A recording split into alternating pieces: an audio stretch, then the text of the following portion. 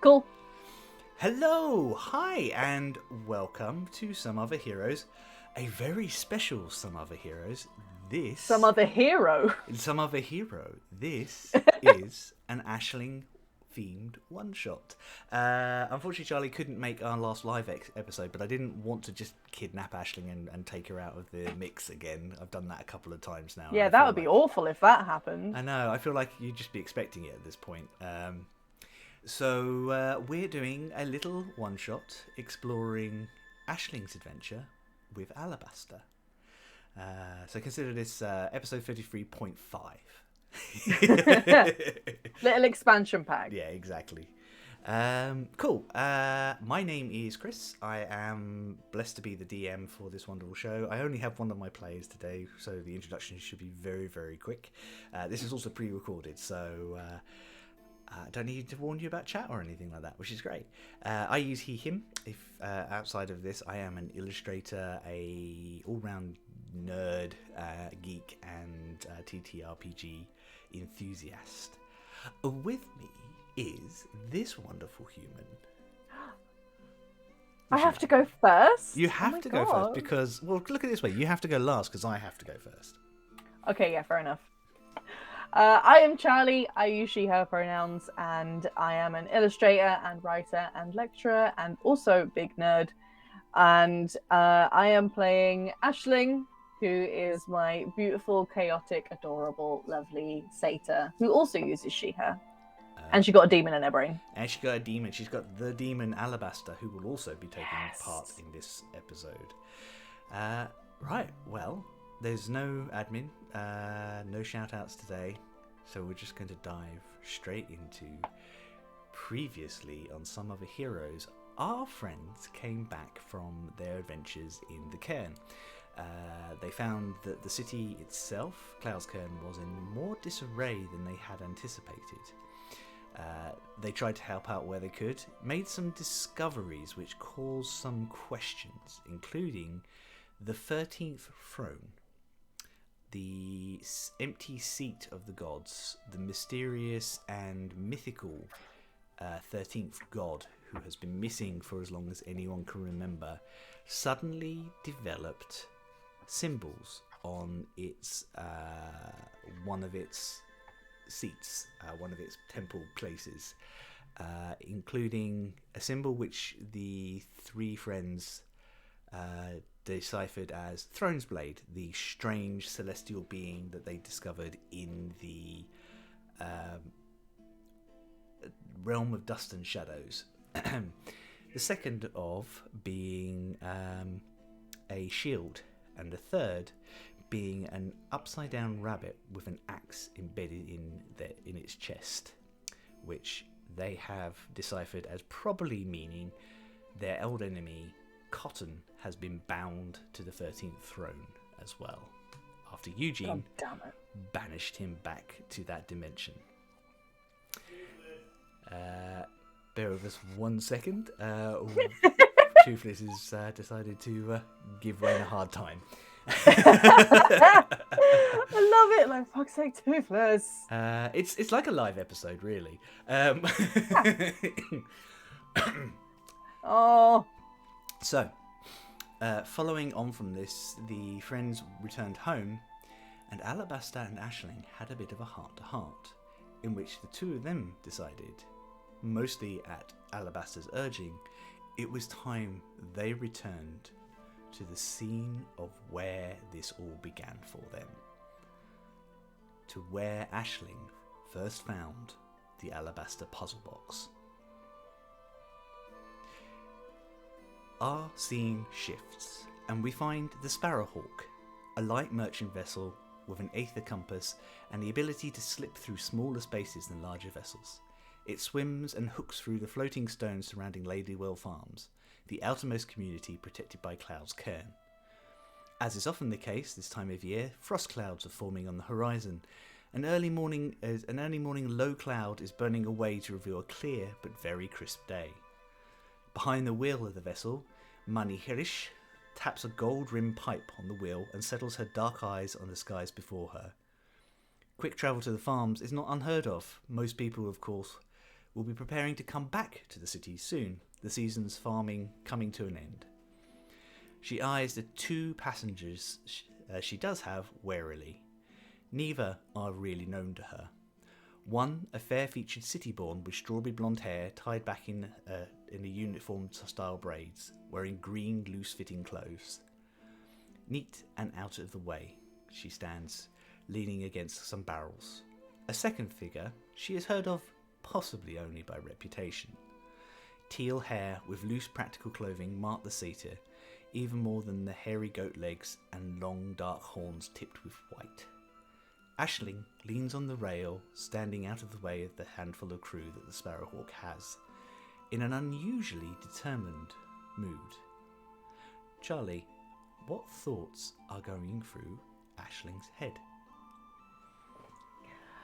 Ooh. I think they're flitting between full existential crisis and complete distraction in something that's completely irrelevant. Yeah, she's sort of thinking, good God, what's possibly gonna happen? How big does this get? And then every now and then she's like, oh my God, that cloud looks like a fish. Alabaster has been unusually quiet since you set foot on the Sparrowhawk. He's there, you can feel him leaning against the back of your mind as he always is, but his mind is not closed to you, just focused like you are. You feel like he has a lot of thoughts in his mind as well.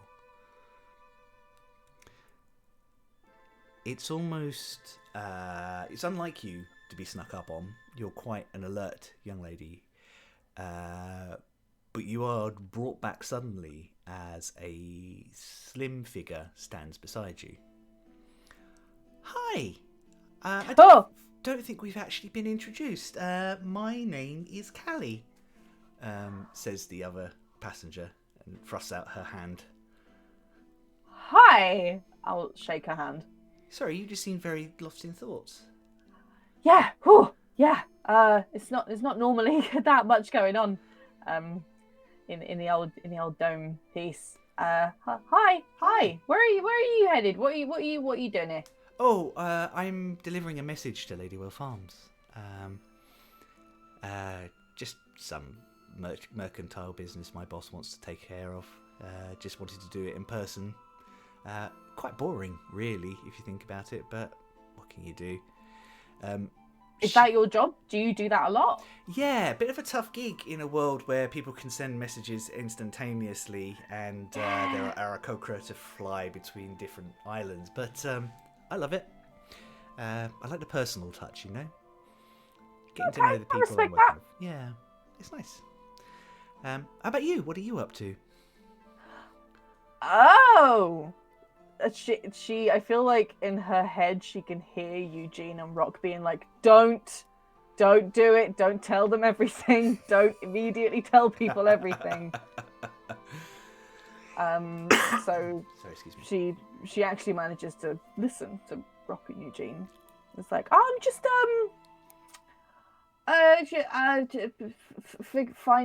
meeting a friend. Oh. Yep.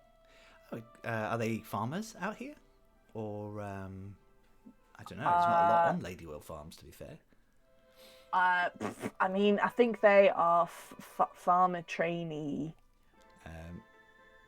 Why don't you just tell her about Ludwig? Ludwig being the halfling that swore you into the Adventurers Guild. Yeah, that's a good point. Yeah, okay, I will tell her about Ludwig. It's a nice thing about Alabaster. Occasionally, when you forget something, I'm like, I can remind you. Thank you. Head of the Adventurers Guild. This is interesting. Yeah. You look a bit like an adventurer, actually. It's Thanks. Armed but not military, if that makes sense. That's kind of the plan that we tend to use. Yeah, we're not mercenary whatevers. Oh yeah, I say we. I'm normally traveling with a couple of other folks. but I'm just going solo this time. Yeah, just seeing some friends. She kind of leans over. I hope you don't mind me. Hope you don't mind me sort of taking up your time. We've got about an hour before we settle, and because they have to slow down as they come out the outer edge. Well, the captain was saying anyway. And I'm just a bit bored, to be honest. Yeah, that's fair. There's not a huge amount to do on it. Have you spoken to the captain? Oh no, she terrifies me. Yeah, I was gonna say she's got a bit of a vibe. Yeah, she looks like she would kill you and throw you off the ship for the wrong thing. So handsome though, very handsome woman. Oh yeah, beautiful. But I'm not going. Step on I'm not you going. way. Yeah, not in a good way. Yeah. Anyway, well, if you don't mind, I'll travel in with you a little bit. The barn seemed like a good place for me to set up shop whilst I do my business. Yeah, that sounds good. That's a good plan. I'll go mental if I can't talk to someone about something. Oh, what am I? Chopped liver? Oh, I fancy some chopped. We fancy some chopped liver. Oh wait, you're vegetarian. No, we don't fancy some chopped liver. We fancy some cheese. Now he's getting it. Everyone, right? You seem a bit distracted. Oh, no, it's all good. Yeah, I think my thoughts very like tactfully and with like lots of. I'm a very gestural person, you see. The energy you get from the back of your mind is just general amusement. Yeah, great. Cheers. Thanks for the moral support there, Alabaster. The captain calls out, strap yourselves down. We're going in, and we will be there closely. Make sure you have. Is that all the equivalent your of the seatbelt sign coming on? Basically. Okay. Make sure you have all your belongings with you. If you leave it behind, we will confiscate it. I think all Aisling has with her is the normal satchel that she's got, but she's also got her like map tube that she wears on her back. She's got that with her as well. I figured she'd probably just have her normal equipment with her. Yeah. Yeah. She's brought her special map tube just because she's going somewhere different. The ship comes round the base of the island and springs up, taking on some eddies that are sweeping in close. Drifting in, you can actually see the farmsteads all quite clearly and openly, kind of touched with a golden sun of the early morning. And there in the centre is the town of Ladywell. The largest two buildings of which, of course, are the hall and the barn, where you are heading towards. The small airship dock on the outer town, not much more than a wooden frame, really, is kind of like you see it kind of looming up. You actually watch a couple of the small young people who have been left to man it kind of spring to attention, like as if they're not expecting it, bound up to make sure all the ropes and pulleys are in place. There's a bit of back and forth between the crew and the ground crew, and eventually the ship is docked for a second. You hear the low hum of the crystal that keeps the ship aloft quieten down, so it just hovers, and you can disembark. Cool. I will do so with my new friend. Cool. Callie kind of takes a second to get her legs again. She's like, kind of stretches out, and then kind of descends the ladder. She goes, I always like coming out to these places. It's always very interesting what they have that passes as a sky dock. Yeah, it's not a particularly elaborate situation I've got here, is it? No. I'm amazed it can hold anything. Well, I feel like the ship's doing most of the work, to be fair, but we won't tell the lads that. You kind of see these people. It's one of those energies where the local lads are making themselves look busier than they actually are. They clearly they think that they're important and they want to make sure that people know that they are there for a purpose. But mostly it's the ship's crew doing the work. You descend. What is it like for Aisling to be back in Ladywell? I think it's quite nice. I think it's there's a little bit of a whiplash because it's very chill. Yeah. Like, I feel like the vibe is very sort of calm and peaceful and quiet, and he's been out doing some mad nonsense for quite a while. Yes. And I think there's a little bit of a mixture of, oh, this is quite nice, mixed with, oh god, I'm forgetting something. What something must be happening. Oh wait, nothing's happening. I think she's splitting between that.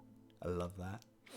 Well, Ladywells, as always, is a sleepy town. You can see some of the farmers kind of hoisting the early autumn crops, prepping them to be flown back to Cloudscairn and for sale. A number of familiar faces. There's a couple of people who give you an askance look as if to say, oh, you're back. Can't get rid of me.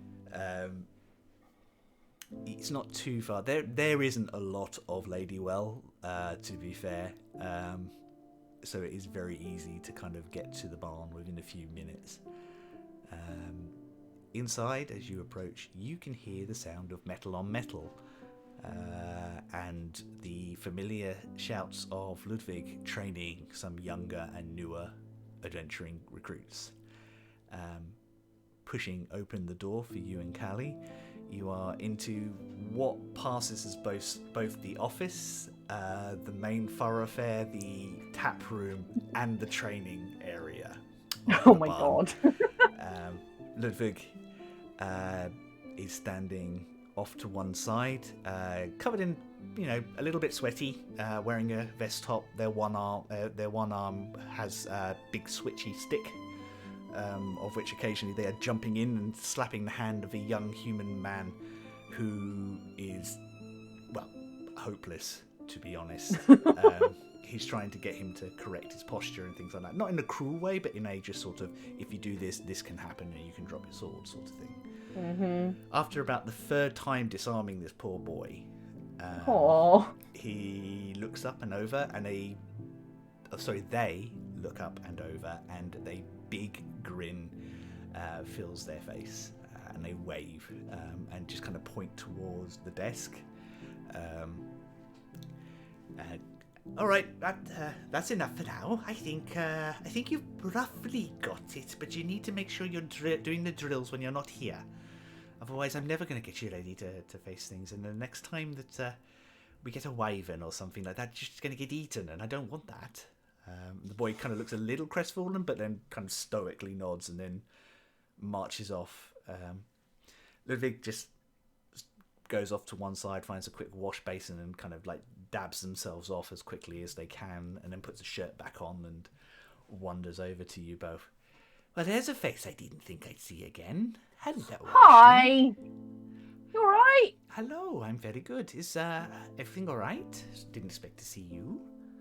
Yeah, no, it's all good. This is Callie, by the way. We met on the way over. Callie, this is Ludwig. Hey, Callie. And Callie just kind of smiles. Hi, it's nice to meet you. I'm not actually with whatever business Aisling is up to. I actually just need a room, if that's okay. Oh, certainly. It's 3 copper a night. And you've got sort of like a rustic food for the morning, but if you fancy something else, I do recommend the local inn. They do open early. Rustic is a really nice way to put it, yeah. Cheap, with what I can afford, basically. Hey, I tried cooking recently and it was an absolute disaster, so don't worry about it. He smiles and goes, no, I seem to remember you trying to make a cup of tea here once, and that was a bit of a disaster as well. Wasn't supposed to be that viscous, was it? No. There were questions about how you made it that viscous as well. I don't know. Callie just smiles as Ludwig just kind of hands her the book, and she writes a few notes. She goes, I shouldn't be here more than a couple of days. I just need to track down a few people just to check some stuff over for my bosses, and then I'll be out of your hair. And she just turns back and says, well, Aisling, I guess we're likely to bump into each other whilst I'm here, so I'll let you get on with your business, but if you need me at all, apparently I am in room 3. Cool, that's the presidential suite. Good choice. She goes, as long as it's got somewhere to fall asleep in, that's all I need. Yeah, just about. And she kind of waves and wanders off, leaving you and Ludwig on your own. He waits until the door's closed, and then he kind of goes, It's kind of interesting you coming back. Is everything all right? Yeah, everything's okay. It's been dramatic. Well, Marok sent me some information. Said that you were doing very well. Yeah. Did you see? We've got I get the badge. We've got badges now. I heard. Yes, Heroes of Clouds. Heroes of Clouds Kern and the new island as well. It's, Yeah. not bad for somebody who literally just complained that I made her pick up a spear and use it for the first time. I know. I wasn't expecting that either. I wasn't expecting anything good to come of it, but it did. Can I ask how much they know about the whole Alabaster thing? Because I can't remember. They got you the contract that you entered into to go and do it, because everything like that has to go through the guild. Okay. And they assigned you the job. You kind of locked yourself away when you came back a little bit, and I think they were very concerned about you. And they knew that you could do magic shortly thereafter, but they didn't. They never sort of told you what they thought about that. They just kind of just helped you kind of get grips with the little spells that you kind of had learned, and I think they kind of just worked out you were a sorcerer or something, and something had happened.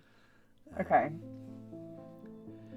Ludwig's a very friendly person, and you can pretty much talk to them about anything from what you remember, but they don't pry because it's not in there. It's not what they're there for. But yeah, and a lot of adventurers don't want you to pry. So no. Okay. All right. In that case, she'll sort of. Yeah. There was. Do you remember that contract you sent me on a while ago? The one before I went off adventuring. The one with the methods in the field. Yeah, the one where afterwards you sort of helped me with. When hang on, yes, where you went to map out some of the small new islands that had appeared in the missing step. Yeah, the slightly weird out of the way ones. Yeah, the very strange ones, to be fair. Yeah. Yeah, there was some weird stuff, very particularly weird stuff on one of them, and I'm just, some recent information I've come across. I kind of want to check it out again. Well, you've got all the ledgers if you want to have a look through anything. Yeah, actually, yeah. I think that might be helpful. Oh, man, where's Eugene when you need him? This is reading. I don't know Eugene. I'm assuming he's one of your new friends. Yeah. A big, thick, leather-bound ledger, which has contracts on the front of it. And it goes, right, well, if I'm remembering correctly, that's about 18 months ago? Yeah. It's been a while. Kind of flips back. It should be symbols, da-da-da-da. Oh, there we go. Aisling, right. There we go. Aisling. I think Aisling might get the map out of the map tube of where she mapped around that area as well. Yeah. Now, this is quite interesting, you see. Let me have a look. What's that? This was by Chris just finding his own notes. I already have mine by the famous Theo Blue. We were hired by the Treblefield mining concern, who found the Right. island, as is Cloud's Kern policy. Anything like that they find, they have to report in and gets explored before. So you did the mapping, and then I think the group of archivists that I've got staying are still going out there, actually. Really? Yeah, there's Still? quite a lot there from what I understand. Oh. It kind of looks... What about this particular, and I'll sort of point to a bit on the map where I found the puzzle box. Anyone mention anything in this particular area? Oh yeah, I mean, the archivists don't talk to me directly about it. They're all staying over at the inn at the moment. Okay. But they might talk to you about it, seeing as you're the one that found the place. Three people, three folks. Mm-hmm. Not sitting well with the farmers, but they keep themselves to themselves. Really? Oh, really? Well, you know what farmers are like. Anybody from the city is not really wanted. No. Just Am I included in that now? Oh, I don't think so. Adventurers are you're a different lot entirely, aren't you? Okay, good. Why does it kind of looks a bit confused for a second, and I would like you to roll an investigation check for him. Uh-oh. Okay. What am I adding for him? Just tell me what you roll, and I'll add 10. 10. Actually, quite good. Rogues be rogues, yo. Even nice. when they're retired. Rogues be rogan. That's not right. Hang on. And he kind of disappears over to a pile of recent correspondence that's kind of all rolled up in a shelf. Let's see now. Updates to contracts. Here we go. Right. So this is that letter from Marag, which I was telling you about, where he updated me. And yeah, this came a couple of days ago. And he kind of pulls it out and rolls out. I thought as much. The name is very familiar. So this mining concern, the Treblefield mining concern, have been taken off of everybody's books. Ooh, why? Doesn't really say. It just says don't do future business with these following businesses. And here's a long list. Quite a long list, actually. It's the longest I think I've ever seen out this far. But the Treblefield mining conglomerate, mining concern, are right here. Kind of taps the letter. Does Aisling think that they could be part of the Ember's dodgy mining? Make a general intelligence check. Okay. Where's my intelligence? Yeah, of course it's plus nothing. 11. 11? It's reasonable to assume if Marag is sending out a letter to people saying, hey, don't work with these people, they may very well be related to what is happening in Clouds Cairn at the moment. And they were working in one of the islands here? Yeah. The dodgy ones? Ones. They hired you directly to go and map out that area, particularly, including the temple. Okay. That's interesting to know. Do any names on that list stick out for me or stand out in particular? No, there's a couple of breweries, some small handles and some market. Are they all just places. Like fronts, just random names? You're kind of like, I've seen a couple of these places, but I don't think I've ever been into any of them. Just wandering around Clouds Cairn and stuff like that. There's nothing. They all do. It's like such a really broad group of businesses. Some of them are like you're just like. This feels like Marag or Dietrich just copied out a list that they were given. So this is probably as far as the Magpie's investigation has gone. I think Aisling gets a little bit of a weird, sicky feeling at the idea of accidentally being hired by Embers. I have this horrible feeling you were set up. Ugh. You're all right. You've gone very pale. Yeah. No, it's just I'm obviously saying this in my head. Just like, but they. Why me though? Expendable, I should suspect. Oh, sorry. That wasn't the answer I wanted. Well, low-level adventurer, not particularly. No one's going to miss you, particularly if you're Fae, from what I understand. Yeah, that's a very good point. Yeah. Get you to do the dirty work, and if you set off a trap and blow yourself up, oh well. Yeah. Oops, I accidentally got the thing they wanted. Apparently so, which does raise new questions.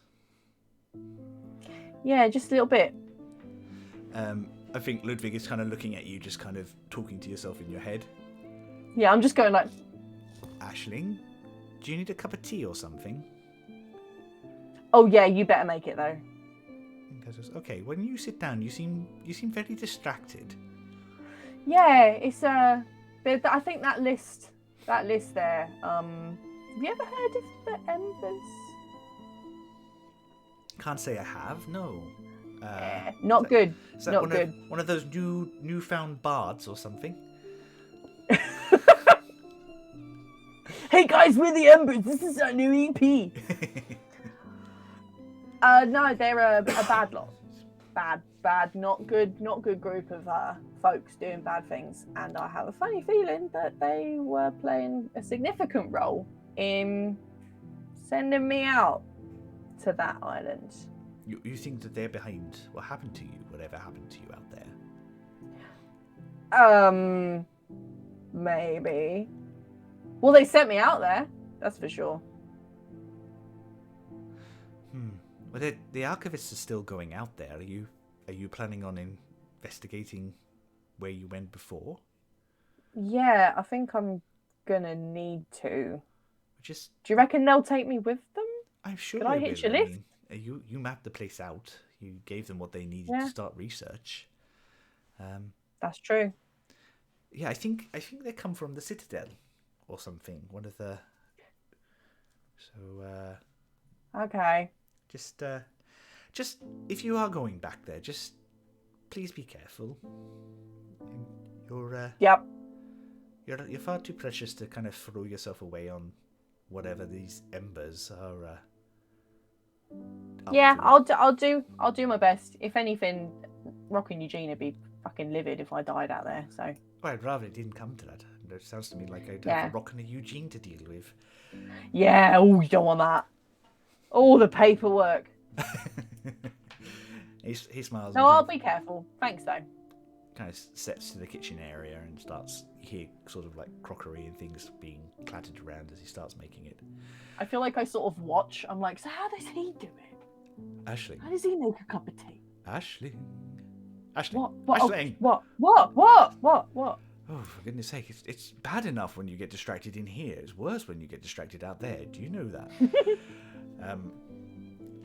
We definitely need to go back to that island. And I don't like that the Embers are one step ahead of us. And I don't like that lot from the Citadel. What if they're some of the dodgy Embers ones? It could just be some of the clerks. I mean, most of the mystical research people that you've met have been from Rebecca's people, haven't they? Yeah, I know, but there were so many that were like undercover. True. Very true. Well, we can always blast them off the edge of an island if they become a problem. That's true. We are on the edge of it, and I can do mean blasts. Exactly. And I've not heard someone scream as they fall into the sky shield for quite some time. I'm gonna take that information and store that away.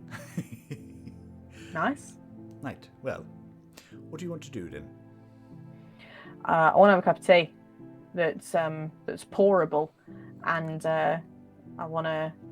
I think we're gonna have to go and talk to that lot, the Citadel lot, and try and hitch a lift over and figure out anything, literally anything, as to why Embers wanted that zone. Do you think they wanted me? Yes. Oh, well, I definitely got the better deal, didn't I? Yeah, I would have bloody thought so. Right then. I'm going to have a think. You have a cup of tea, and we can get to the bottom of this. And all right, I like that. I like that plan. You feel him kind of drift back to the back of your head again. Back into his office. Yeah. Doing filing. Yeah, like this. I mean, he is a demon. Yeah, so he has to have a filing cabinet. Exactly.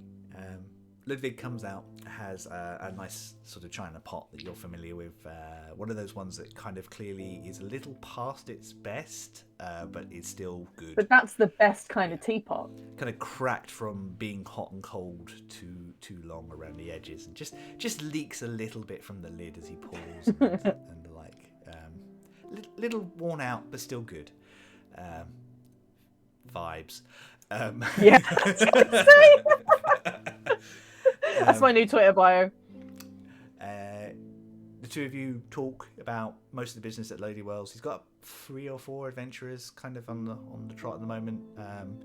This season is, as you know from your past experiences, is when a lot of the beasts come south from the north. So you get a lot of things coming in through the farms, thinking that they can get a quick meal, steal some cattle or some food. They need to be driven off. So there's good work for young adventurers who don't have too much experience. Including that poor boy he was training earlier. When you mention him, he's like, "Oh no, that's Nathaniel Green. He's definitely not ready." No, I don't think so. I hope he pick up something. I think he's got a lot of heart, but to be honest, he might end up doing admin here for my days off. Seems like that's what he's born for. He won't like it, but what can you do? Who knows? He might magically accidentally become a really good adventurer like some people. Yes, but you were a first-rate cartographer when you arrived, so... That's true. You already had skills before you had magic. Never pried on that. How's that all going? Are you still... I mean, I can do more stuff than I could before. Often the way of yeah. it. Is it all safe and under control? I've not...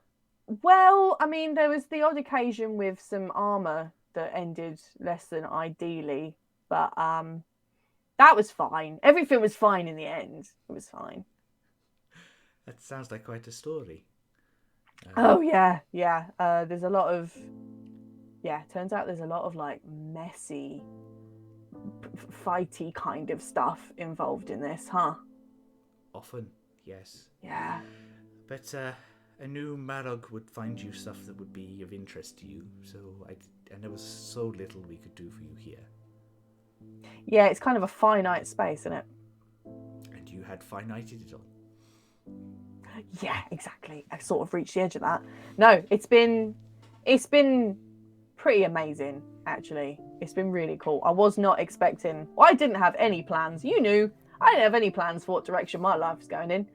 But I wasn't expecting this one. But the magic thing's going pretty good. Good. Well, if you ever need a space, you are always welcome back here. Thanks. And that goes for your friends too, I'm sure. Big, exciting adventurers like you probably have other places you want to be, but if you ever need somewhere quiet. Oh no, we need a chill occasionally. Like, my God. I'll keep a room for you. So the morning kind of gathers on. It's kind of getting towards lunchtime. He kind of taps his fingers with, right, I need to do some admin and stuff. I think that they've probably getting ready to go now. If you head over and see those scholars. Okay. I'll keep a room open for you if you need it tonight. But have a good day, and let me know if there's anything I can do to help. Thank you. And she'll sort of half run out, but then she'll be like, oh, wait, shit. And she'll run back and give them a hug and then run out again. They hug back and watch you go and just chuckle as they kind of pull out a couple of admin books. Yeah, I'm running because they said that they're leaving soon. And so in Ashling's brain, it's like I have to sprint. You sprint all the way over, probably the 200 yards over to the... Oh! So far. Point of exhaustion, surely. Exactly. Burst through the doors like you have the most important news in the world. The few people in the actual tap room kind of turn and look at you, and then there's a couple of faces who are just like, oh, it's the Sadie's back. What you do notice, there are 3 people who definitely stick out like a sore thumb. They are dressed in what you would probably say clothes are a little too clean and too pressed, even after some time. They're designed for like diving in, things like that, but they haven't exactly got as dirty as probably even you, Rock and Eugene get. I'm just squares. there is a small goblin female who is animatedly arguing with a human male, and sitting just off to one side, smoking a pipe and reading through and writing a few notes, is a dwarven male. I think they also look up as you kind of do, and there's something very familiar about them. I think you probably remember handing over a lot of your information to these people when they first arrived. Oh, what about where I was mapping? Yeah, exactly. So they could go and start doing. They could do archivist. They could go and do the archivy and kind of record everything that was there and just start deciding if it was worth stuff that was worth saving or the mining concern could continue. Okay, cool. I will make a beeline for them then, because I'm completely. Even though I notice that people have noticed me, I don't pay attention to it really. I think before you left, you had got to this point with the locals where you're like, they just accepted you for who you were and you just ignored their weird stares. Yep. She's insightful and tactless at the same time. Exactly. The goblin is the first person who notices you as you kind of march up, and she kind of gives you a sort of confused look, and then like recognition drops into her. She goes, "Oh, hello. I remember you. Hi! You were the cartographer that the concern hired before they had to hand it over."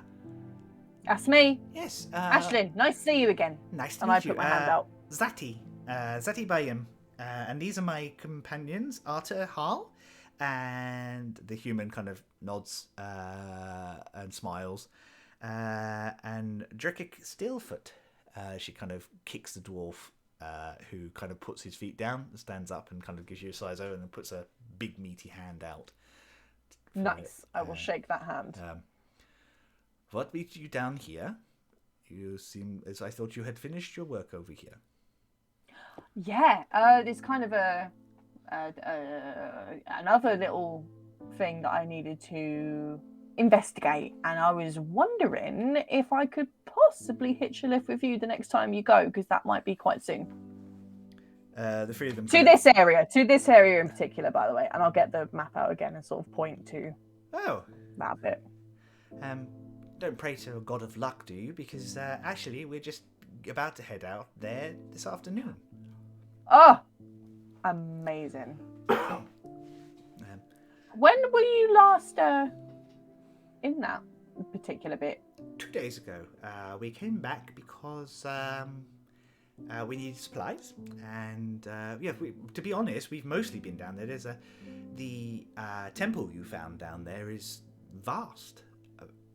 Really? Quite a find. Was it that? Did I realise it was as big as they're describing when I was there? No, you remember very little. You remember finding the entrance. You vaguely remember finding the puzzle box. You remember pain, and then Alabaster. Okay. Do I remember how did I get myself back from that island? Since then, I think you have worked out that Alabaster got you back. Oh, he did the whole He body piloted possession your thing. body to safety, and just purely on instinct. Okay, cool. And then when you got back, you were quite unwell for a number of days. Probably the acclimatizing to having Alabaster in your body. Yeah, I feel like a lot of nausea would be the thing. Yeah, it's not a natural state for the two of you. The two of you needed to kind of relax and learn how to kind of reach equilibrium.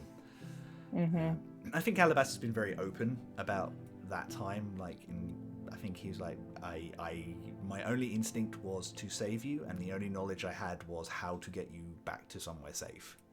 So I did that. Yep, cool. Is that? I assume that's why Ludwig was like, "Yeah, you were all spaced out when you got back," because I was not there. Yep, because you were not there. Alabaster was was at the wheel.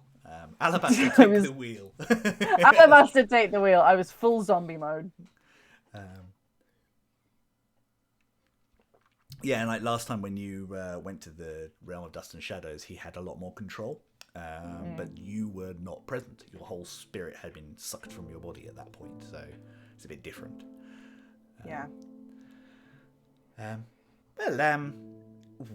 If you have everything you need, we're going to be leaving within the next hour or so. Actually, you can answer some questions. I'd quite like to just double check some of your map. I'd like to know what sort of updates there have been. Like, can I update this? Did you ever find anything in this bit? And what about that bit? That bit was like really, I couldn't quite understand that one. Arthur kind of looks at the others and goes, well, why don't we hire her to map out the rest of the temple? I'm up for that. A couple of days' work, probably. We've cleared most of the areas, but we just need somebody who knows how to make good, solid maps so that we have something to send back to Cloud's Cairn. A couple of days is how long I said that I would be gone. Yeah, it's probably been a day because you've been traveling since. You've been traveling since late last night. You kind of snuck out whilst everybody else was kind of getting ready for bed and stuff. After you took the puzzle piece back from. Delicately and elegantly and silently took the puzzle piece back from Eugene. Amazing. Yeah. Why don't you get ready, and we'll get the machine. We'll get the ship ready, and we'll meet you at the dock in a little bit. Okay. Perfect. Yes. Good plan. Real quick. I'm a touch accident prone. Where can I get hold of a potion to help me out when I get cuts and scrapes again? Oh, I think Ludwig is usually the person, or the general store. Although Ludwig, from what I understand, if you're an Adventurers Guild member, probably gives you a little bit of a discount. So. Oh, all right. I might have to make a quick detour on my way to the dock then. He hasn't got a huge amount in at the moment. He has got 2 potions of standard potions of healings, which he can let go for 45 gold each. I'ma have them, please, because I'm on nothing. And I know this. I'm not particularly going into a boss battle right now, hopefully, but I just wanted some buffer room. Absolutely fine. Always a good idea to have some. So cool. You get yourself ready and come back, and they have a little sky skimmer, probably just big enough for about 5 people. Nice. So 4 people and the shed load of equipment that they've stuffed into the last seat. Drekik sits in the front. He has a big long pipe made of like a deep black wood, which he kind of taps out, and he's smoking like this sort of green blue smoke that kind of wafts over. Oh, is he now? And Zati just kind of is sitting behind him, wafting it out the wide, complaining the whole time. He's got to stop vaping in people's faces. Yeah. The trip is not too far. It's not like coming from Cloud's Cairn, which takes the best part of a day. This takes probably about 45 minutes to get to where you were in the missing step. You see the familiar island that you had been sent to map. I think I get a bit of a weird feeling. Yeah, I think it's doubled as well, because I feel like Alabaster is also having that feeling. Oh, Alabaster. But you find yourself in. What is curious is they've excavated some of the front. Not too much, because there's still only a 3-man team. They don't have quite all the facilities they need to. You get the sense, I think, now that you are magically attuned, you get the after effects of someone using probably some spell to kind of move the earth and things like that.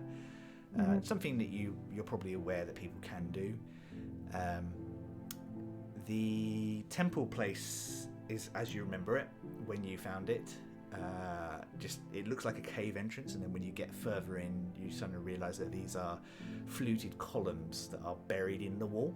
And they've kind of peeled back some of them so they can see more, and you see this recurring symbol of 5 diamonds on each of them. Do I recognize that symbol? Completely new, and it's not one that you saw when you were here first time. They've kind of moved out as soon as you see, they see that you're kind of focused on that. Zati kind of goes, "Yes, we were very curious. It's a continuing motif through the whole place. The only place it's not is she comes. Well, come have a look." She takes you in. And by the way, whilst we're looking at stuff, I've got my magic sketchbook and I am making notes and little drawings and things like this. Faye's journal. Yeah. Cool. Magic sketchbook. You sorry, excuse me.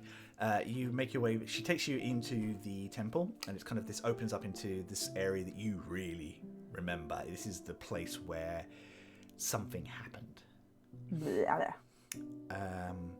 And you see the plinth in the middle where you found the puzzle box, and around the outer edge of it are larger versions of these diamonds scored in out. It's very funny. We were down here. The others don't believe me. We were down here when the skyquake happened. Very strange day. Right. Yeah. Just doing some research and things like that, talking about going further in, and I swear, 4 of these lit up. What of the little diamonds? 4 or 5 of them. They don't believe me. They think it was I hit my head or it was a trick of light. But I swear it happened. You're not telling poor Aisling about that again, are you? Well, it just 4 of them. Just 4. And she points to. She kind of points to the 4 that she saw. Would you like to make a survival check for me? Okay. Oh, for God's sake! That was a 1. 1. You're a little turned about at the moment, and you're experiencing a lot of emotion. To be fair, I have a +7, so it's an 8. It is an 8, but it was still a 1. You kind of, I think the story kind of resonates with what you've experienced and the weirdness that is going on in your life at the moment, and I think it's kind of a little all overwhelming. You possibly believe her, like she seems quite emphatic. She also seems quite lucid, like a person who wouldn't make stuff like this up. You feel like the other 2 are just being academic about it, like, well, without seeing it for ourselves, we can't really say it happened, sort of thing. We can only take your word for it. We can't prove otherwise. Yeah. But you have seen weirder shit with your friends, so. However, I think even though you don't get much more information from looking at these stars with that, you do get this sense that timing is a little alarming. Wasn't there 5 temples? There are 5 temples. Yeah, and only 4 of them lit up just then. She said 4, and she was very she said, like, and she points to the one behind the, and that one definitely did not light up. I will draw a little diagram of this in my journal. Yeah. And make sure big capital letters did not light up. Tell Eugene. Amazing. Right, well, we need to do some research and take down some notes and things like that. You can go through to the larger temple beyond, and she points to a doorway which you couldn't see before. And you can see that a stone door has been pulled forward and off. Ooh. We haven't been able to find any traps or anything. Go carefully, and if you need us at all, please give us a shout. Okay, so I can anywhere in particular to avoid, or can I just go for it and start mapping everywhere? We are happy for you to map to your heart's content, and if you find anything new, give us a shout, because you probably should have one of us check for any sort of magic seals or traps or anything before you go further. Ooh, yeah, I'm not. I mean, I don't know what your skill set is. You might be more than capable of doing that. Yeah, no, I'm no good at that. You should probably do that. Excellent. Well, it's very good to have you with us, Aisling. And she kind of reaches into her jacket and pulls out a small coin purse, which she puts in your hand. We haven't got a contract with you, but standard rates are 10 gold a day. Cool. Yeah, thank you. And she smiles and goes back towards the entrance. You can see the two lads are picking up and bringing in like some strange equipment, like lots of magical accoutrement that you certain that Eugene would know all about, but you have no idea. Is the place relatively well lit, or do I need some sort of lighting thing with me? They have put ever lanterns in several places, and there are a couple of torches you can see that they've have been lit before that you can pick up and use again if you want to. Okay, cool. So it's well lit. You could probably take one of the ever lanterns with you to keep you if it gets a bit dark. I was going to say, would I be able to sort of take one of them now, just in case I need to see absolutely. things in detail? So I presume you're going through the big door at the back. Yeah, I think that's the one that's caught my eye. After I've made a note of everything on the plinth. You step through that, and there is a sense of familiarity. Almost like you have been here before, but you don't remember it. Well, it was sealed, so... Yeah, which was interesting because you definitely didn't come this far in. Stepping across the threshold, you kind of face with like this antechamber that goes deep, and it kind of seems like the whole of this temple is pretty much this island incomplete. Cool. This temple was lifted when in the Ascension complete. So the magical bonds that would require for that to stay in one place must be quite powerful. Mm-hmm. Make me an investigation or a perception check. Your choice, but they do give slightly different answers. Perception, please. A perception, yes. Perception, because I'm better at that. 15? 15 is good. You carry on down, and I think you kind of get your sketchbook out and you start jotting things down and drawing out this map and kind of making notes for where things are. There are several rooms, all of which are empty. They look like they've been stripped back. You do notice something that possibly has missed. You see the edge of what looks like a word tucked into the rock at the top of a wall at the outside of these rooms. Okay. Can I make out what the word is trying to say? So the power that you have with Alabaster that allows you to read any writing is struggling, and it's not because you can't read it, it's because you can't see all of it, so it can't put those letters into... And it's behind rock, I can't just push something aside. You could probably chip it away. Okay, I think I'll do that then with whatever I've got on me that can chip something away. I have a dagger. So you've got a dagger. I think you've got a pick or something like that in your equipment as well. Possibly? Because you've got an explorer's pack, haven't you? I've got adventurers. Okay, I think you probably got something like that. I've got a little pick. Yeah. So. Yeah, a little steel spike. You take a pick. Roll me a strength check. Don't worry about failing. It's more along the lines of how quick you can do this. Oh, okay. That's lucky. Oh, well, that's a 13. 13? It's pretty good. What's your strength? It's 10, isn't it? It's an 8. It's an 8. Okay, so you're not the strongest. You kind of do start to feel a bit tired after a little while, but you do manage to pick away a little bit. And the word you uncover is king. You notice it goes... This is like the last word in a sentence. Okay. And there's no way for me to chip away more and see more of the sentence, or is that like buried? You can do it. It's going to take you a while though.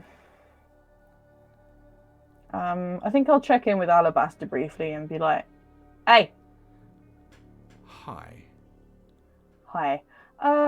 would king mean anything to you?" There are several monarchs already in the world. Yeah, not like just boring monarchs though. Weird temple ones. Weird temple monarchs. I mean, maybe this temple was dedicated to a monarch of the last age or something.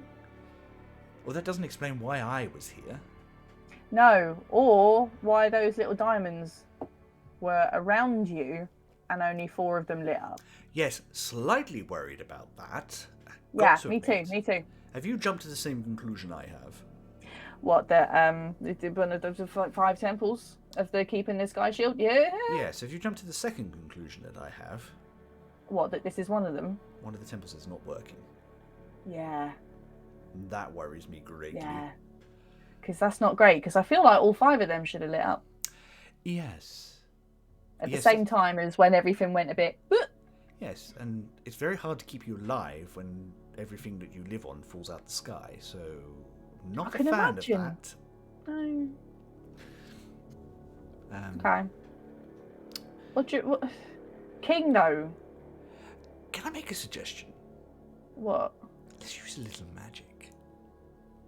Oh yeah, I can do that, can't I? Yes. Let's blast this. Do you want me to blast it? Well, I feel like if this temple can survive being lifted into the sky, it's fairly tough.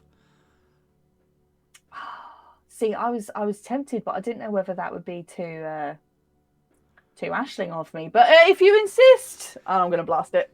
You just before he even answers, you just blast. Roll me a damage roll because I think it's fairly straightforward. It's a brick wall. I don't think you. Yeah, I feel like they're not going to be dodging my attack. No, they have an AC, but we're not worried about that right now.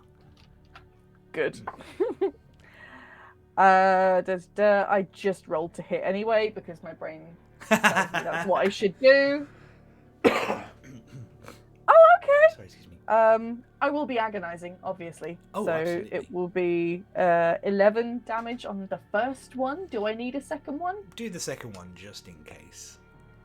Okay. Only 4. Only 4. So 15 total. This kind of like white vine kind of just stretches into the rock and just kind of strips like it away. Like a phaser in Star Trek when they need to move stuff. Yes. Yes, but with a more environmental sort of a special effect on them. Eco phaser. And you are stood in the rubble, and the wall, as Alabaster predicted, no damage whatsoever. Damn. This slight sort of smoke coming off of it from where it got a little warm from the friction. The words read the following. Mm-hmm. Here lies the chained king. That's super fucking spooky. Which is what I say to Alabaster. Yes. Not loving that. Why is he chained? Why is he lying? Why is he a king? Where is he? What's going on? Well, let's open this door and find out, shall we? Oh god. Oh, come on. I've got like another blast ready. Yeah. You shift this door. It takes you a little doing because it's quite heavy, but it kind of slides open, and you find yourself in this. The lantern kind of gives you a certain amount of light, and you find yourself in this room which they haven't opened yet. And as soon as you put your fingers on the door and start giving it a shift, you kind of see this slight warm glow of light.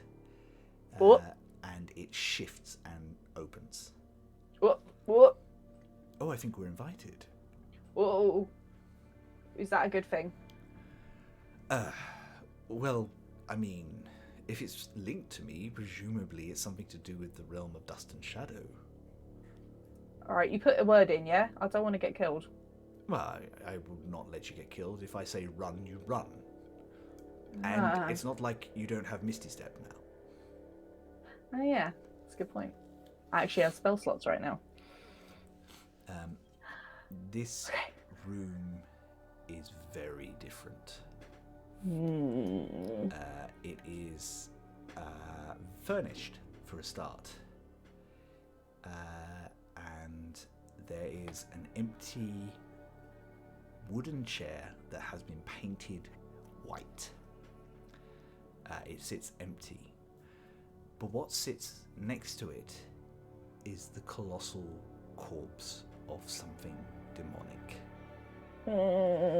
Large equine head going down into big sharp fangs, big empty sockets, a huge frame, 4 arms, just sat slumped with what looks like the edges of burn marks across its chest. How old does it? How long has it been corpseified? Make an investigation check. Okay. Eugene got to go on a cute date, and I'm on the set of The Mummy. Hey, you all made your choices. I know. Sorry, excuse me. Oh, you're right. Yeah, I'm good. Just Okay. I have a little bit of a cold, everybody, so excuse me. He's a poorly boy. I am good. It's good. I got a 5, so I'm not got paying 5. much attention. No idea. I mean, you could safely assume at least as old as the Scattered Lands. 'Cause this is pre-Ascension. But if it was here before then, you would need a different mind than yours to check it out. Yeah. As you do get close, there's this sort of sense of familiarity again. This huge demonic entity, whatever it was, there's... You want to say friend. You want to say companion. Does it look anything like the vague shape of Alabaster that we saw before?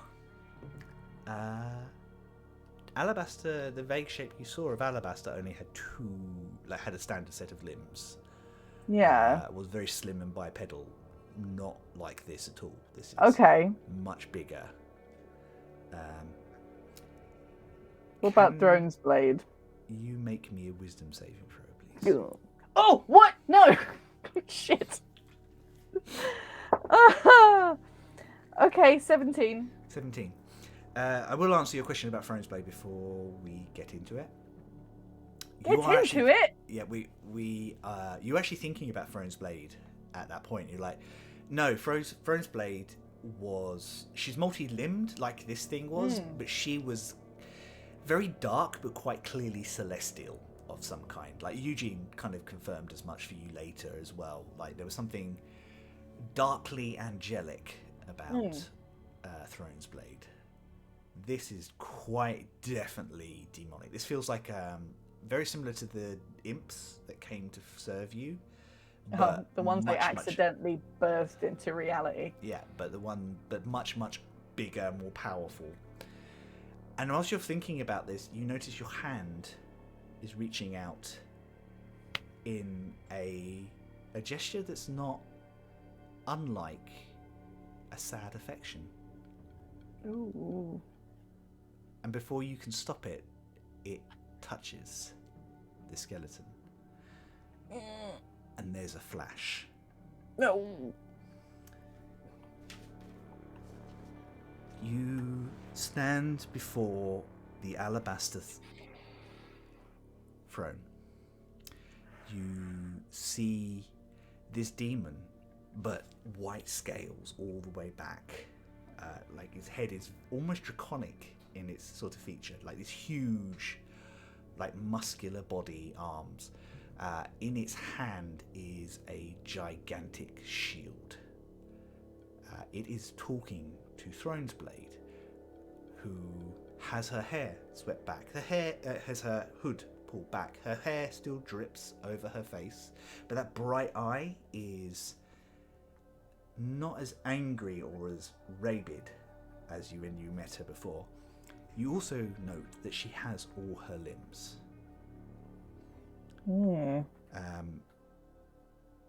The land behind is shadow and dust, as you remember, but there's something more lively about it. The shadows form bushes and plants, and at one point your eye drifts a little bit and you see like a cottage with a family and children dancing, and they just all sleeps.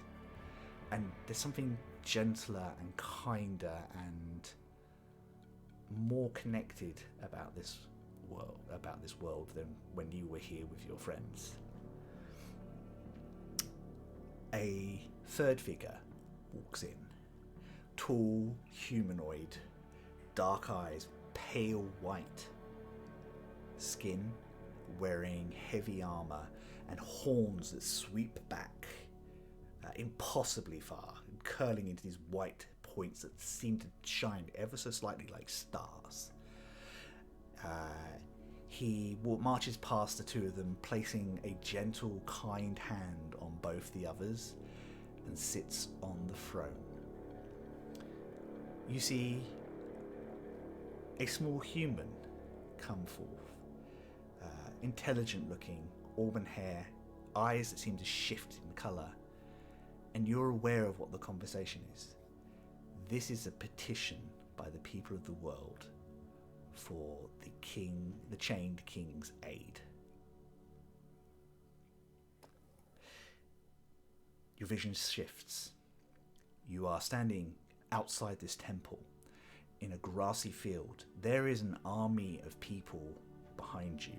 You can hear the sound of shouting and war, and looking down you see a field burning at the head of an army of blood-red demons freaked with flames and anger, and violent dragons twisted from their purpose. Stands a tall, arrogant-looking elf who charges at the throne, the king of the throne, with a blade drawn. The two of them clash, and you know that this is a last-ditch effort to try and stop something terrible happening. Your vision shifts again.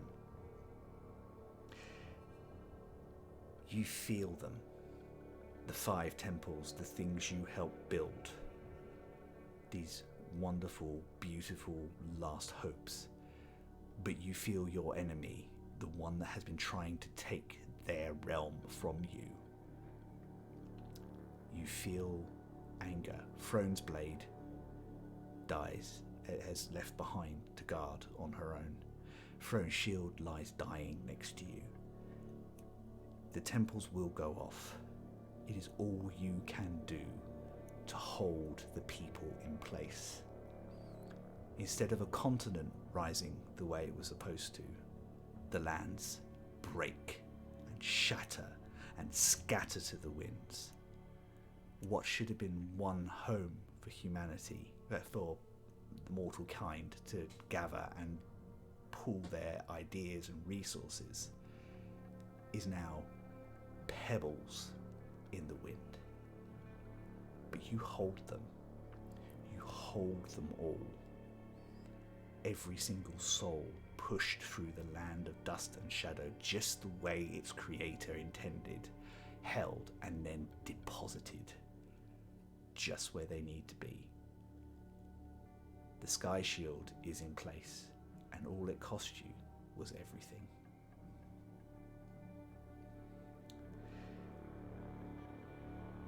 You see a large form that you had thought was dead, carrying an alabaster box. It's not possible. You both passed on. This is not true.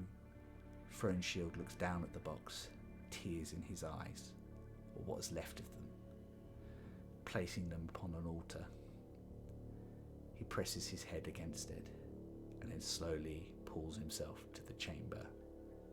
His last duty, to guard over what remains. And you're back. Oh, shit. Bloody hell. In this room, with this corpse. So this is Throne Shield. It seems that way. But what happened to the king that was chained? Could that have been you? I don't think so. He felt like a god. I'm not a god. Are you sure? I mean, I'm fairly spectacular, but I don't feel saving the world spectacular. Do you? I mean, you sense my power. Do I feel like someone who could do that? Hold the world together with my will? Do I? Make an insight check.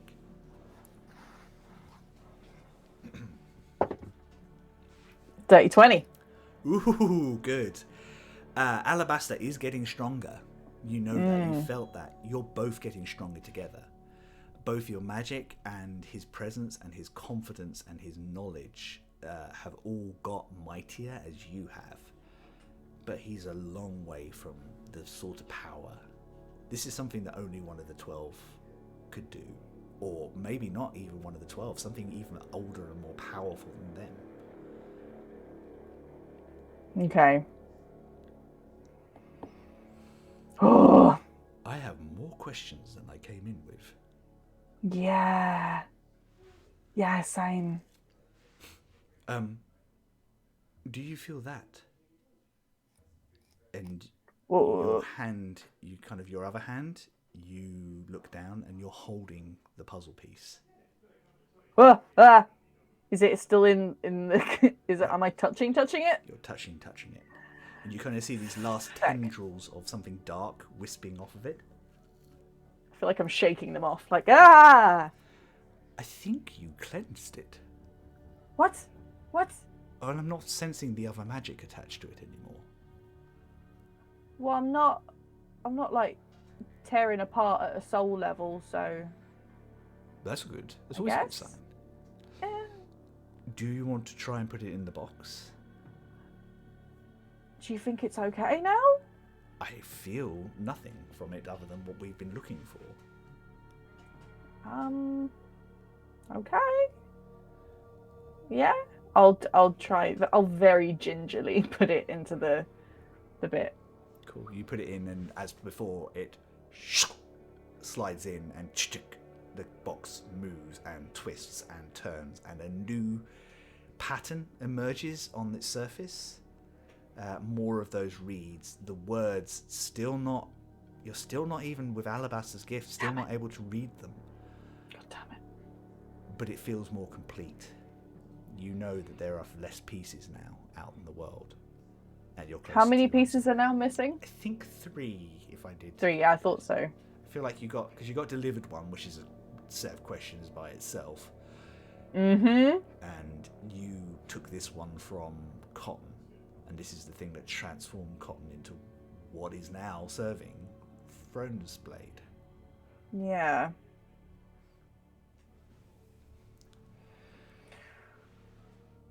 As you do that, you hear, "See, look, it's happened again." Oh, fucking Jesus! From the room up at the front. And Okay, I think I'll want to leave the room before they try looking for me, because I don't want them to just stumble into this and then I have to explain anything. Yeah. So I'm gonna take like a last pretty solemn look at Throne Shield and then go to where my friend is yelling and scaring the shit out of me. As you step out, the door shifts and closes and seals as if it was never there. Ooh. Okay. All right. Oh, that feels like it was just for us. Yeah, it does a wee bit, doesn't it? Well, I don't know what you want to do, but maybe we shouldn't mention that to our friends. I'm not saying shit. Are you kidding? No. I want to see what was it Zati? Yeah. What Zati's yelling about. So you come back through to the main room, and Zati is dancing happily in place, like the way that goblins are a lot of goblins raised in goblin communes are big on emotions, and she clearly has that energy going, and she's dancing and pointing, and you just watch as you just catch the end of 4 of these lights fading ever so slightly. Ah. Oh, I saw it. I think we all saw that. Ooh. Well, I'll apologise first, Zati. That definitely happened. Zati just like, ha! You all owe me a gold coin, and you can spend it on drinks this evening. This place is still active. That is fascinating. The rest of your day goes on without weird incident. You map out all the areas, bar that room, for your friends. Yeah, I feel like I've made notes about that room in the back of my book. Yeah.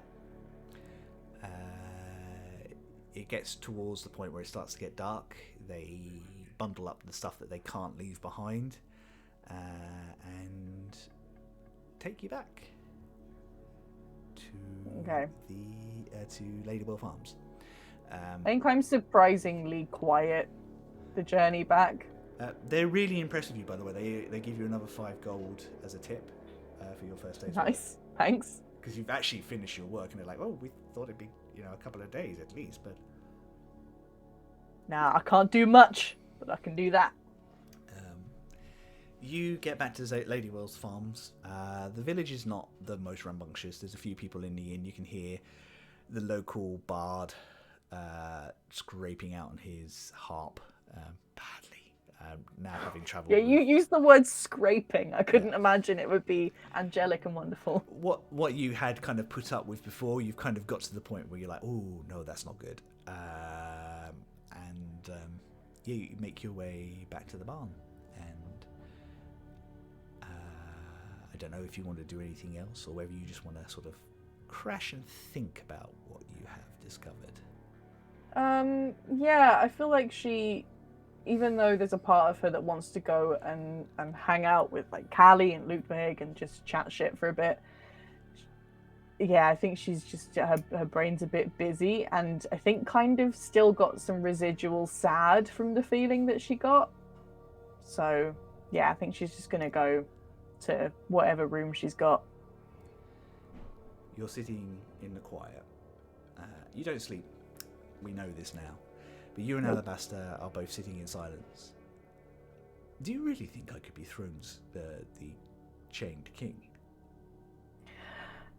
I don't know for sure, but like, you got to admit, you're getting like a lot bigger and bolder than you were before. How are you feeling now that there's another puzzle piece in? More powerful. As I said to you before when we discussed this, I definitely have the power to either link you to the realm of dust and shadow, or awaken something within you, or just help you carry on getting stronger. Yeah. I've been thinking about that, and I talked to Rock and Eugene about that. I kind of like the idea of having my own stuff, you know? Okay. I think that's more than fair. I'm borrowing your magic. It's only fair that you get to use it yourself.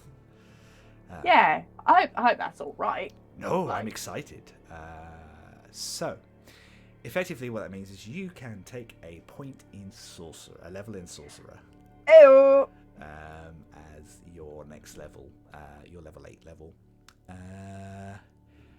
And we will discuss offline what that means for Aisling, and what path, although I feel like someone is feeling wild magic. How could you tell? But there's a couple of ideas, so we'll have a look offline and talk about that. Mm-hmm. The two of you are talking through what you saw. I think you do. It kind of, that initial sad gives way to quite excited. Like, you just saw the world before Ascension. You literally saw it. You saw the Yeah. world of dust, the realm of dust and shadows alive. In a very I think different... I'm particularly excited to tell Rock and Eugene because for once I know a thing that they don't know. That must be pretty powerful for Ashley, Yeah. because Ashley is usually the one that's kind of like, and this is going on and on until you hear a scream. Shit. It snaps both of you back to the present, and I think before you even think about it, your instincts kick in, and you're already rushing into the hallway, like weaving the edges of the spell just in case you need it. I was gonna say I feel like there's some glowy stuff happening where I'm just like I'm a blast it. You barge through the outer edge, and you come into the open. There are 4 forms in the middle of the barn. One of them is Ludwig, and you immediately kind of do a double check, and you can see that they are still breathing. Ah! The 3 that are not are Zati Bayan, Arta Hall, and Drekik Steelfoot. No! Standing over them with that same warm smile is Callie. Ah! Ah! There you are, Aisling. Nothing personal. As I said, I'm delivering a message. But I wasn't paid to deliver a message to you today. What the whole fuck? Let's just say my employer was not happy that there were people poking around and doing things that shouldn't be. Now, it's up to you. You can give me the alabaster box now. I'll take it off your hands and you never have to deal with any of this again. Or you and your friends can keep bumbling through and getting in mine and my master's way. I immediately Eldritch Blaster. You do, and... I'm not answering shit. Yep, go for an attack roll, please. Okay. Absolutely not. I will not be threatened. That's a 13 to hit on the first one. Doesn't hit. Goes wise. You kind of watch as she just shadows and jutters sideways. Oh, don't do that. Oh, that's better. 19. 19. That will hit. You watch as this shadow disappears off of her. And she kind of looks and tuts. Are we done? I don't want to hurt you. I'm not being paid to hurt you. Ashen just wants some loose ends tied up. And I say, you can end this all now. Of course you're Ashen. You can give me the box. I'll take it off your hands and you never have to worry about any of this again. I'm obviously not going to do that, you absolute tart. Fair enough. Well, in which case I can only apologise, but I do like you. But she kind of rubs the blood off of the dagger onto one of the clothes. But next time I see you, I will have to kill you. And I'm going to try and blast her again, but I feel like it's not going to work. Go for it. I'm going to just try. I'm just really pissed off with her. No, absolutely fine. 24 to hit. 24 to hit. It hits her square on, and you, for a second, you're like, did I vaporize her? Because you watch as she disappears in like a shadow, and then you watch as ding, ding, ding, ding, ding, a familiar-looking diamond drops to the floor. God damn it! One of which you have seen before. Are cotton used to escape. Yep. Is there any point in me picking up the diamond? You know that these are one use only. You can sell it as it's like a 50 gold diamond, so you can sell it. Oh, well then you can yeah, I'll have that. Also, there might be something Eugene or Rock or one of your other friends can look into and do with it. But it's entirely likely she's apparated home somewhere safe. Shit. Can I, okay, the second she's gone, can I go and see if Spare the Dying can do literally anything for anyone? Unfortunately, it is too late for these three. Okay. Well, what about Ludwig? Are they Ludwig conscious? is unconscious, but he's not dying. He's literally just been knocked out. Okay, well, I'll give them one of the health potions then. Their eyes flick open and like, and it kind of like they spring to their feet, kind of grabbing a knife out from their belt and kind of. So, okay. She's gone. She really got the jump on me there. I apologize. I came in and jump on these three. Yeah, I came in and I watched this poor goblin. I really liked her. She just put me to sleep. It's a little embarrassing, to be honest. She kind of leans down and goes, "Oh, this is unfortunate. Yeah, this is not ideal. Would you mind sticking around?" I feel like we need to do background checks on people now before they stay here. Yes, well, not really been our policy before, but then not really It's somewhere now. you expect this sort of thing to happen, to be fair. Yeah, I'm not having you dying. It's policy now. We'll make sure that people are booking in advance. So Ludwig leaves you for a second and goes and gets what equivalent of the local constabulary, who is basically the innkeeper with a copper badge. I'm picturing some hot fuzz realness. With it's really that sort of thing, but smaller. All up catching them demons in. You and Ludwig explain everything. He actually confirms that Callie was seen leaving with these three, having a conversation about, having had a conversation about their research and how excited she was, and she said she had something she thought they might appreciate. And that was the last he had seen of them. So you and Ludwig are definitely in the clear, not even remotely suspects. Enough people saw Callie leave with them. Takes your information, says that he will pass it back to the tin hats in Klauskern and make sure that Callie's description is on the books. So put that on the list of people not to do work for. Yep. Whilst you are waiting, I have this horrible feeling. Do you want to search the bodies? Am I allowed? I mean, they're not going to complain. Have they done all their forensic stuff? I don't think somewhere like this is going to have a forensic lab. No, I feel like these bodies would just be shipped back to Cloud's Cairn. Okay. Well, I'm going to make sure that no one's watching me do this, and I'm going to sort of very gingerly and respectfully check the bodies. Yeah. This is whilst this is going to be while Ludwig is trying to get the innkeeper. Roll me an investigation check, and you can do it with advantage because Alabaster is also looking through your eyes for things. Thanks, Alabaster. Ooh. Okay. Where's my investigations? 22. 22. Very nice.